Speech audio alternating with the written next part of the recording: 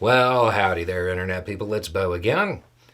So, today we are going to talk about the Biden administration and options and a slight, let's call it a disagreement on the foreign policy scene. And we will talk about what happened, why the U.S. might have been doing that to begin with, and then we'll go through the options of what this actually means. If you missed the news, Netanyahu basically accused Biden of withholding military aid, slow walking it to the point that it was really impacting operations, that kind of thing. Now, the U.S., they were like, we don't know what you're talking about. Genuinely, no clue what you mean. We're not doing that. Which is exactly what they would say if they were doing that. Then they canceled some meetings with some of Netanyahu's team.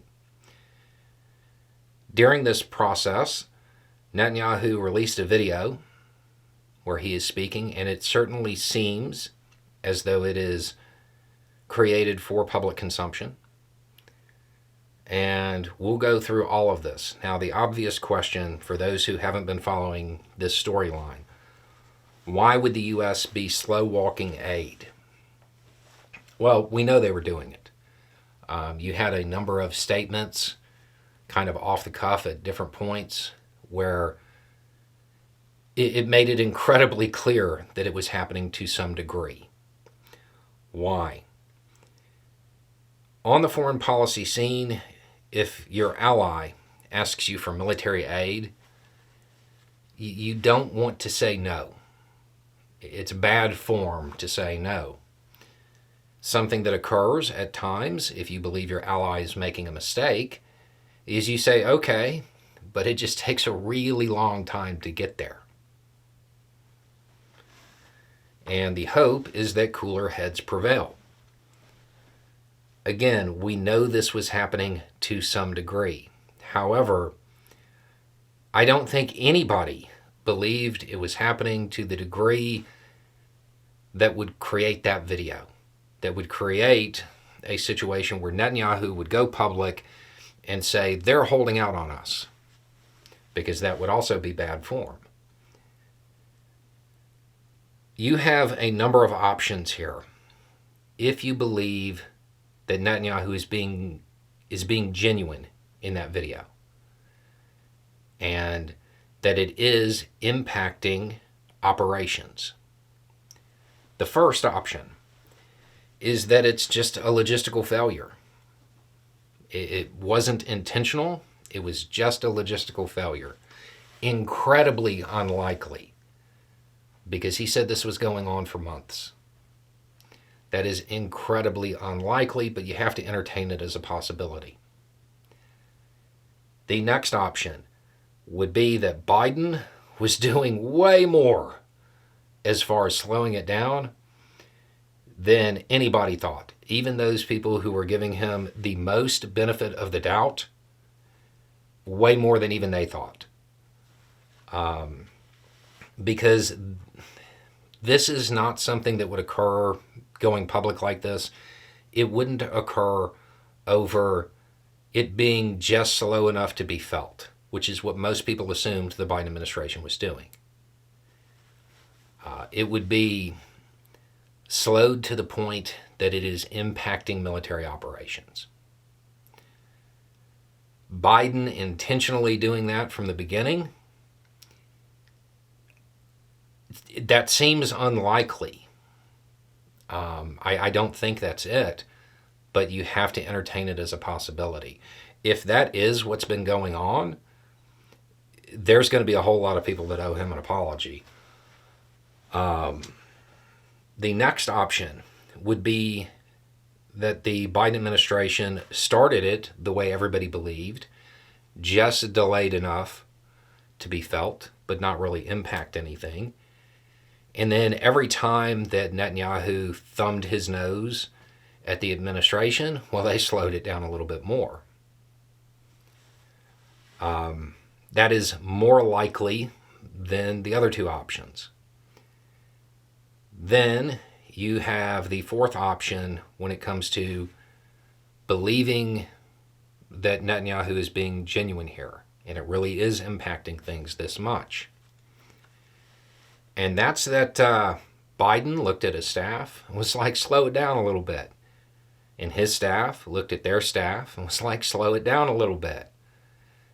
And once it got out of the upper echelons and it got down to the people who are the functionaries here,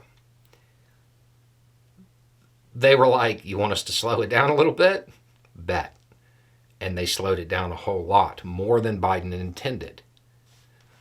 You have to remember, there are a lot of people who are not really happy about the U.S. response here. So that may be the most likely option, and that would explain the U.S. response, because they really didn't know how much it was being slowed down. Not that they didn't know it wasn't happening at all, but they didn't have a clear picture of it being slowed to a crawl, to the point where it would impact operations.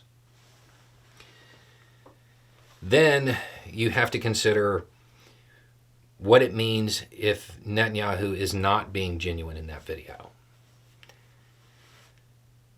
And that the audience that video is for is not the U.S. In the video, he says that there are issues, and Blinken said that he was going to fix the bottlenecks and all of this stuff. But it ends with him pulling a Winston Churchill quote and saying, during World War II, Churchill said, give us the tools, we'll do the job. I say, give us the tools and we'll finish the job.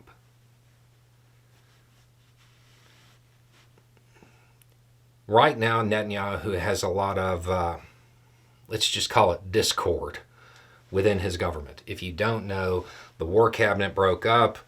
You've got some generals kind of doing things on their own. It's a mess. It is a mess. Netanyahu may be coming to terms with the fact that the victory conditions he set at the very beginning aren't entirely attainable. From the beginning, he said they were going to destroy Hamas. It's incredibly unlikely. Destroying an irregular force through conventional means, that's not something that occurs very often. He might be coming to terms with the fact that that really isn't in the cards. So he's getting ready and kind of prepping his citizens for a change in victory conditions, which would be degrading them a whole lot. And that job's done. We just want to finish it. But Joe Biden won't give us the stuff to do it. And those liberals in our own government. And that would be his way out politically. Those are the options. Those are the options. We don't know which it is yet.